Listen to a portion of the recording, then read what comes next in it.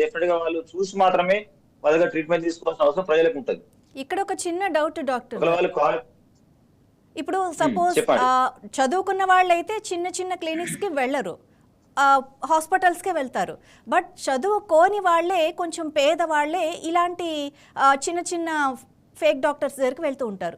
So అలా వెళ్ళినప్పుడు suppose నేనే సందులో ఉన్న డాక్టర్ దగ్గరికి వెళ్ళాను అనుకోండి, ఎలా గుర్తుపట్టాలి ఆ డాక్టర్ ఫేక్ అని? ఇప్పుడు మనం వెళ్ళినప్పుడు మీ పత్రాలు చూపించండి, మీరు నిజం డాక్టరేనా, మీ సర్టిఫికేట్ చూపించండి అంటే ఆబ్వియస్లీ ఆ డాక్టర్ హర్ట్ అవుతారు. సో ఫేక్ రియల్ ఎలా తెలుస్తుంది ప్రజలకి? ఎలా గుర్తించొచ్చు? మీరు బయట మీరు ఏదైతే మీరు క్లినిక్ బోర్డు ఏదైతే ఉందో ఆ క్లినిక్ బయట బోర్డు అనేది వాళ్ళ యొక్క ఆ క్లినిక్ పేరు ఉంటుంది. దాని కింద డాక్టర్ శ్రీనివాస్, డాక్టర్ నరేష్ ఏదైతే ఉంటుందో దాని కింద ఎంబీబీఎస్ క్వాలిఫైడ్ డాక్టర్ దగ్గర వీళ్ళు పోవాల్సిన మినిమం ఎంబీబీఎస్ ఉందా లేదా అనేది చూసి మాత్రమే వెళ్ళాల్సిన అవసరం ఉంటుంది. వాడు ఏదో బిఎస్సి అని ఏదో అనేక రకాల క్వాలిఫికేషన్ పెట్టి ప్రజలను పబ్లిక్ ని మిస్లీడ్ చేస్తున్నారు. కాబట్టి సో మిస్లీడ్ చేస్తున్న ఉద్దేశంతో ప్రజలకు రాంగ్ ట్రీట్మెంట్ పోతుంది, ప్రజలకు నష్టం జరుగుతున్న ఉద్దేశంతో తెలంగాణ మెడికల్ కౌన్సిల్ గత 2.5 years గా ఇన్స్పెక్షన్ రైట్స్ అని చేసి ప్రతి జిల్లాలో దాదాపు కంబైన్ డిస్ట్రిక్ట్ లోపల 50 నుంచి 100 ఎఫ్ఐఆర్ ఇప్పటికి 700 పైన కేసులు నమోదు చేయడం జరిగింది. సో పబ్లిక్ అయినా మినిమం ఎంబీబీఎస్ క్వాలిఫికేషన్ ఉందా లేదా అనే దానిపైన గుర్తించి మాత్రమే పబ్లిక్ యొక్క క్లినిక్ లోపల వెళ్ళి వాళ్ళు ట్రీట్మెంట్ తీసుకోవాల్సిన అవసరం ఉంటుంది. ఇప్పుడు నిన్న కానీ గతంలో మెడికల్ కౌన్సిల్ చేసినటువంటి వాళ్ళు ఇన్స్పెక్షన్ చేసి కేసులు నమోదు చేయడం జరిగిందో వాళ్ళందరూ కూడా intermediate, degree, BSc, BZC, MA, so ఇట్లా ఆల్ ఆర్ నాన్ మెడికల్ వాళ్ళు.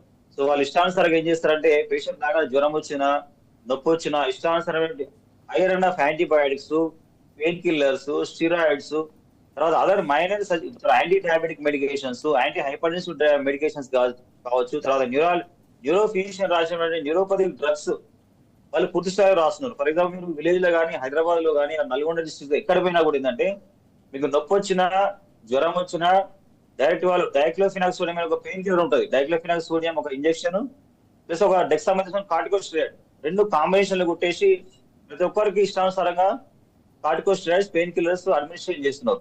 తర్వాత వాళ్ళకి ప్రతి చిన్న జ్వరానికి కావచ్చు, పెద్ద ఇన్ఫెక్షన్ ప్రతి దానికి high rate of antibiotics minimum జోస్టమ్ 1.5 గ్రామ్ లాంటి, సెఫ్ట్రాక్సోన్, సాల్బెక్టమ్ లాంటి హై రేట్ ఆఫ్ యాంటీబయాటిక్స్ విచ్చలవిడిగా వాళ్ళు ఇంజెక్షన్స్ అనేవి ఇస్తున్నారు.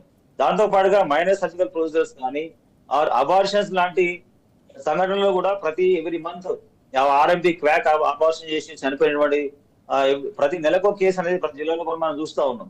సో ఇండైరెక్ట్ గా ఇవన్నీ కూడా పబ్లిక్ హెల్త్ ని ఇంపాక్ట్ చేస్తున్నాయి. మరి గత 20 days లోనే దాదాపు 3 చిన్నపిల్లలు చనిపోయారు ఈ యొక్క క్వాక్స్ ఆర్ఎంపీ ఇంజెక్షన్స్ లోపల. అసలు ఎందుకు పోలీస్ డిపార్ట్మెంట్ ఇంత ఒకటేసారి యాక్టివేట్ అయిపోయి ఇన్స్పెక్షన్ చేసి మళ్ళీ అరెస్ట్ చేసినట్టే నా కమిషనర్ ఆఫ్ పోలీస్ కూడా గత 20 days లో ఖమ్మంలో ఒక పాప చనిపోవడం కావచ్చు, భువనగిరిలో చనిపోవడం కానీ, హైదరాబాద్ అత్తాపూర్ లో చనిపోవడం కావచ్చు. సో ఇట్లా వాళ్ళ డెత్స్ ని ఎగ్జాంపుల్ డెత్స్ ని వాళ్ళు గుర్తించి ఈ రకంగా ఇన్స్పెక్షన్ వాలంటరీగా ఇన్స్పెక్షన్స్ వెళ్ళి రైడ్ చేసి వాళ్ళపైన పూర్తి స్థాయిలో కేసు నమోదు చేయడం జరిగింది. కాకపోతే మెయిన్ థింగ్ ఏంటంటే యాంటీ మైక్రోబియల్ రెసిస్టెన్స్. సో ఇష్టానుసారంగా యాంటీబయాటిక్స్ ఏంటంటే మనకు ఫ్యూచర్ లో యాంటీబయాటిక్స్ దొరకనటువంటి పనిచేయడం స్థితికి మనం పోతున్నాం. కాబట్టి ఆల్రెడీ ఎగ్జిస్టింగ్ ప్రతి సంవత్సరం దాదాపు 5 to 10 lakhs members anti microbial resistance తోనే చనిపోతున్నారు.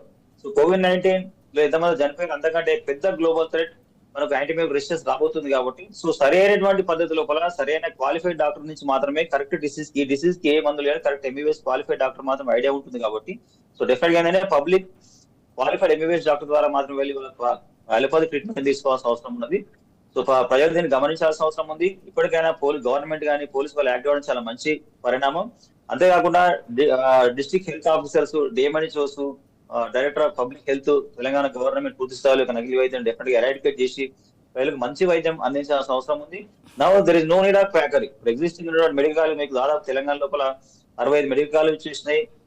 ప్రతి జిల్లాలో ప్రతి సంవత్సరం మీకు 10,000 మంది ఎంబీబీఎస్ డాక్టర్లు బయటకు వస్తున్నారు. ప్రతి జిల్లాలో మెడికల్ కాలేజ్ వచ్చేసింది, టీచింగ్ హాస్పిటల్స్ ఉన్నాయి, qualified doctors are more now. So no need of ప్రజలు అన్క్వాలిఫైడ్ మెడికల్ ప్రైవేట్ దగ్గర పోయి అనవసరమైన ఇంజెక్షన్స్ తర్వాత ట్రీట్మెంట్ తీసుకొని పబ్లిక్ హెల్త్ ను డ్యామేజ్ చేసుకోదని చెప్పేసి మీ ద్వారా మేము వాళ్ళకి ప్రజలు విజ్ఞప్తి చేస్తున్నాం. అంతేకాకుండా ఏదైతే నిన్న టాస్క్ ఫోర్స్ పోలీస్ వాళ్ళు చేయడం జరిగింది, దాంతో పాటు Telangana medical council, task force police, DMH అందరూ కూడా కోఆర్డినేషన్ చేసుకొని ఈ యొక్క ఇన్స్పెక్షన్స్ రైడ్ నిర్వహించుకొని నకిలీ వైద్యాలపై ఇంకా పూర్తి స్థాయిలో వాళ్ళపైన యాక్షన్ తీసుకొని ఎరాడికేట్ చేయాల్సిన అవసరం ఉంది.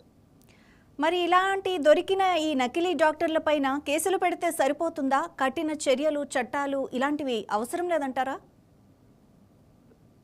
డెఫినెట్ గా అండి. ఇప్పుడు ఏంటంటే ఎగ్జిస్టింగ్ ఉన్నటువంటి చట్టాలు ఏవైతే ఉన్నాయో, existing national medical commission act 34 and 54 ఉంది.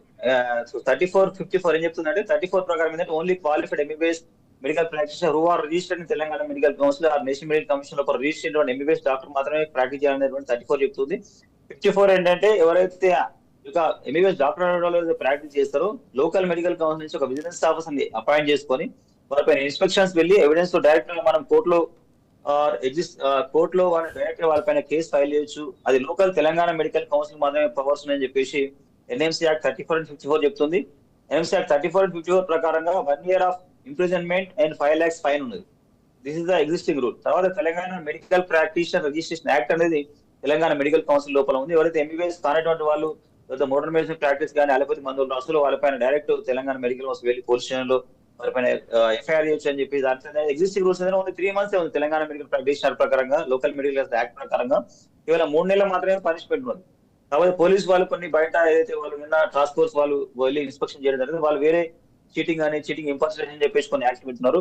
కాకపోతే ఏంటంటే తెలంగాణ గవర్నమెంట్ కూడా ఎవరైతే నకిలీ వైద్యులు ఎవరైతే ప్రజలకు రాంగ్ ట్రీట్మెంట్ చేసి పబ్లిక్ హెల్త్ థ్రెట్ అవుతారో వాళ్ళపైన ఇంకా కొంచెం స్ట్రింజెంట్ యాక్ట్ కానీ యాక్ట్స్ స్ట్రింజెంట్ యాక్షన్ తీసుకున్నటువంటి డెఫినెట్ కొత్త చట్టాలను తీసుకోవాల్సిన అవసరం ఉంది. రీసెంట్ గా కర్ణాటక గవర్నమెంట్ కొత్త చట్టాలు తీసుకొచ్చారు. నకిలీ వైద్యులు ఎవరైతే ట్రీట్మెంట్ చేస్తున్న వాళ్ళకు సంవత్సరం నుంచి 3 సంవత్సరాల వరకు జైలు శిక్ష వచ్చే విధంగా కొత్త చట్టాలని రీసెంట్ గా యాక్ట్ ని వాళ్ళు పొందుపరచడం జరిగింది. సో అదే రకంగా తెలంగాణ ప్రభుత్వం కూడా ఎగ్జిస్టింగ్ యాక్ట్స్ చాలా వీక్ ఉన్నాయి కాబట్టి సో కొత్త చట్టాలు తీసుకుని స్ట్రాంగ్ స్ట్రింజెంట్ యాక్షన్ అయ్యే విధంగా ఒక 5 years ఇంప్రిజన్మెంట్ అట్లాంటి కొన్ని కొత్త చట్టాలు తీసుకురావాల్సిన అవసరం కూడా ప్రభుత్వం పైన ఉన్నది.